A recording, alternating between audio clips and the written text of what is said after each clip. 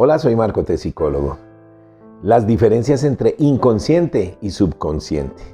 Dice el colega Mario Arrimada que la existencia de una esfera de la actividad psíquica o mental que no es accesible a la conciencia fue estudiada por filósofos clásicos y suscitó un gran interés entre finales del siglo XIX y principios del XX a psicoanalistas como Sigmund Freud o Carl Gustav Jung, entre otros, quienes se refirieron a ella con el término conocido como inconsciente.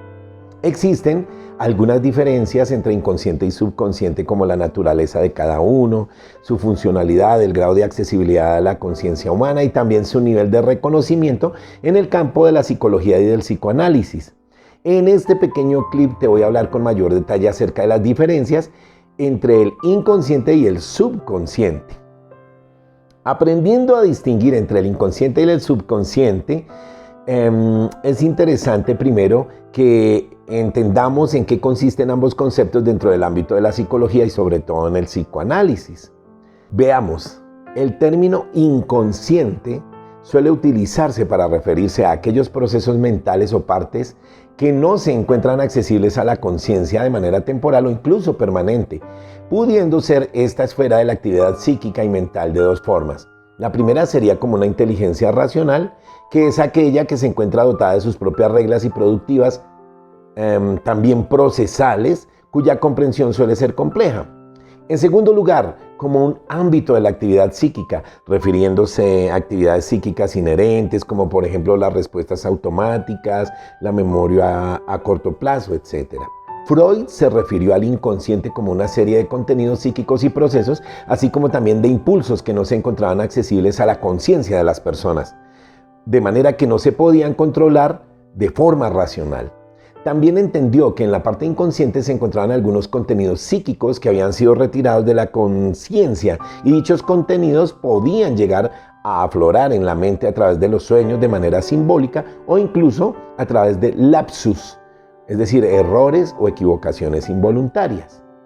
Para Freud, quien incluyó la parte inconsciente, su primera teoría psicoanalítica, o sea, lo que él llamó la primera tópica, dividió la mente en tres partes: inconsciente, preconsciente e inconsciente. Se refirió a esa parte inconsciente como la parte no lógica, la sede central de los instintos y deseos reprimidos que por lo tanto no se manifiestan a nivel consciente, pero que cada persona debe lograr satisfacer.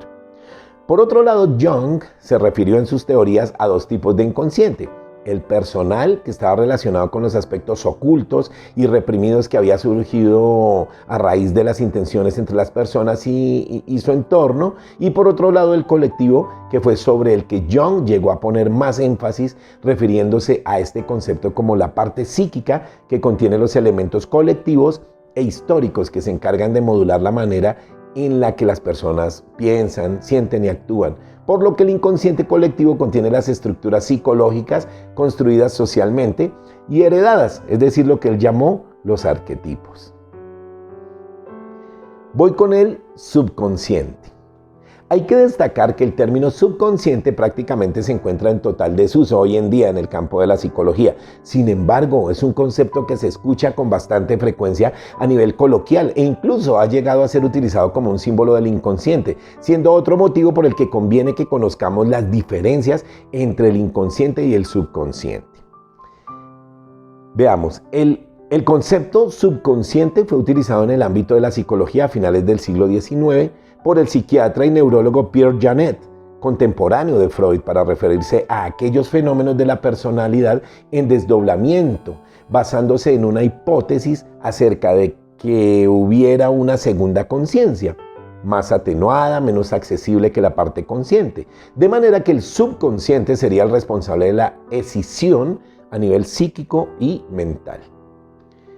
En su teoría sobre la mente, Janet desarrolló varias investigaciones en base a los conceptos de subconsciente y disociación, asociando en sus hipótesis el origen de los síntomas neuróticos de varios de sus pacientes a contenidos del subconsciente que habían disociado. Dicho término llegó a ser utilizado también por Freud en sus primeras investigaciones. Sin embargo, acabó sustituyendo el término subconsciente por el de inconsciente, siendo el motivo que ha dado lugar a que sean en muchos casos utilizados como sinónimos, aunque al día de hoy sería más acertado utilizar el término inconsciente. Distinguir entre inconsciente y subconsciente es una tarea bien interesante, porque las principales diferencias entre el inconsciente y el subconsciente, a pesar de su terminología que ha sido utilizada en ocasiones indistintamente, realmente tiene diferencias. Estos dos conceptos son diferentes.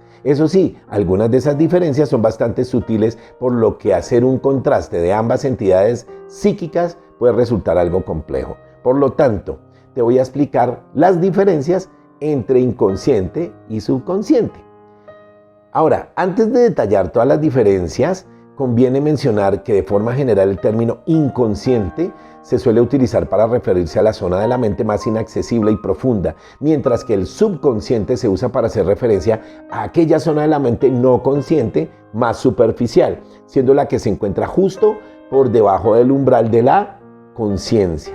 Consciente, subconsciente, inconsciente. Veamos el reconocimiento en el campo de la psicología y del psicoanálisis. Cabe destacar que la idea del inconsciente fue bastante desarrollada por Freud en sus teorías psicoanalíticas. Ya sabemos que es un campo de la psicología en el que al día de hoy se sigue estudiando y utilizando, mientras que el término subconsciente, aunque fuera utilizado en un principio por Freud y también por Janet, entre otros, es un término que ha ido quedando en desuso y en la actualidad no está reconocido de manera oficial por la psicología moderna, ni tampoco por el psicoanálisis, como lo dije hace un momentito. El subconsciente al día de hoy es un concepto que se escucha más en el terreno coloquial, siendo a veces utilizado como un sinónimo intermedia entre la conciencia y la inconsciencia, siendo un término que podría asemejarse en parte al preconsciente, una de las partes psíquicas sobre las que habló Freud en su primera tópica o primera teoría psicoanalítica. Cabe mencionar que cuando nos referimos a la parte subconsciente podríamos estar hablando de supresión, de manera que cuando se suprime un recuerdo doloroso se está forzando a que sea ubicado por debajo del umbral de la conciencia. En cambio, cuando hablamos de la parte inconsciente, utilizamos el término de supresión para referirnos a una reacción instintiva e involuntaria que guarda en la parte inconsciente un suceso traumático, con el don de proteger a esa persona, siendo un mecanismo de defensa psicológico. Por lo tanto, podría decirse que el subconsciente, de acuerdo con las teorías de la psicología clásica que se referían a este término, sería un puente entre la conciencia y el inconsciente, de manera que con esfuerzo podríamos acceder a los recuerdos que se encuentran almacenados en el subconsciente, mientras que los que se encuentran en el inconsciente serían más inaccesibles. Y por último, la funcionalidad de cada uno. La última diferencia entre inconsciente y subconsciente que quiero mencionarte es su funcionalidad. El subconsciente sería aquella parte de la mente más emocional. En otras palabras, sería lo que permite a las personas sentir, conectar con otra persona, siendo una parte que se apoya más en la experiencia y en los recuerdos. En cambio, el inconsciente sería la parte más primitiva de la mente humana, de manera que se encuentra guiada por medio de la evolución natural de la especie humana, por lo que se encarga de las funciones más primitivas, como pueden ser los instintos. Espero te haya gustado esta información. No olvides visitarnos en nuestro canal. Hasta pronto. Chao.